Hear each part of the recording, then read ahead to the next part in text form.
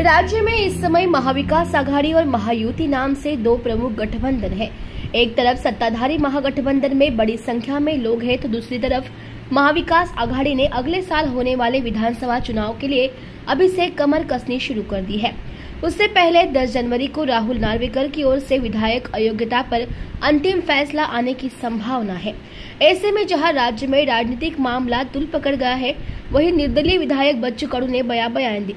ऐसे में जहां राज्य में राजनीतिक मामला तुल पकड़ रहा है, वहीं निर्दलीय विधायक बच्चू कडू ने बड़ा बयान दिया है। विधानसभा अध्यक्ष राहुल नार्वेकर अगले 2 सप्ताह में शिवसेना विधायक अयोग्यता मामले पर अंतिम फैसला लेंगे। इसके बाद एनसीपी विधायकों की अयोग्यता पर अंतिम फैसला 31 जनवरी तक होने की संभावना है। इस पृष्ठभूमि में राज्य की राजनीतिक स्थिति क्या होगी, इससे अब राजनीतिक विश्लेषकों के साथ साथ आम मतदाताओं में भी उत्सुकता बढ़ गई है।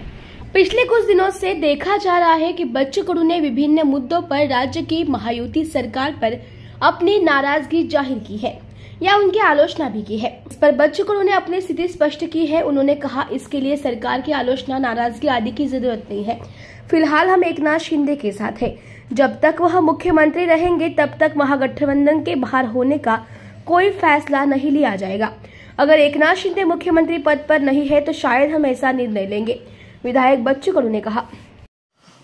मला असं वाटतं का असा त्याच्यासाठी हे सगळं करायची काही गरज नाही आहे आणि आम्ही सध्या शिंदे साहेबांसोबत जेथपर्यंत ते मुख्यमंत्री आहे तोपर्यंत असं कुठलाही निर्णय घेतला जाणार नाही। शिंदे साहेब नसले तर मग कदाचित घेऊ।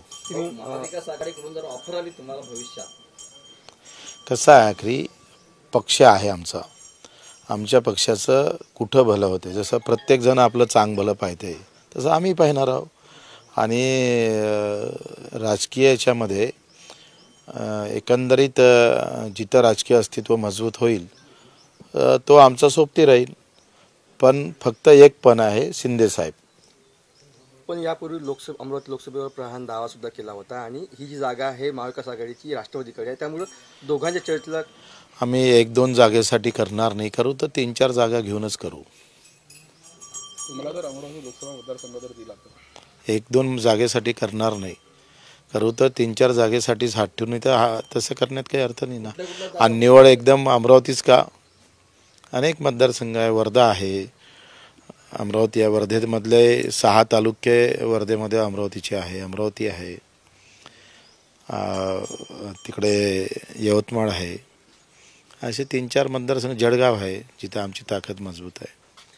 काल यशोमती ठाकूर म्हणाले की बच्चू कडूंनी एक तर महाविकास आघाडी सोडून जायलाच नव्हतं पाहिजे, आता गेले आहेत, पण जर ते सोबत जर आमचे आले तर त्यांचं स्वागतच असेल।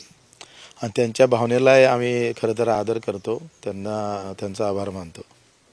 चर्चा आहे की कुठेतरी दबाव वाढवण्याचा प्रयत्न या सर्वांच्या माध्यमातून होत आहेत, भेटीगाठी वाढली, आता एकूण चालले ते चहा प्याले, तर दबावाचं काय, चहा प्याले कोणी घरी आमच्या इथं येत असेल आणि त्याचा दबावाचा काय प्रश्न आला, म्हणजे तुम्हाला सगळं चालतंय ना, आम्हाला चहा प्याले आमच्या घरी पवार साहेब आले तर त्याचाही तुम्ही दबाव म्हणत असाल तर हे चुकीचं आहे। म्हणजे मला वाटतं असा बेअर्थ काढून काही अर्थ नाही आहे।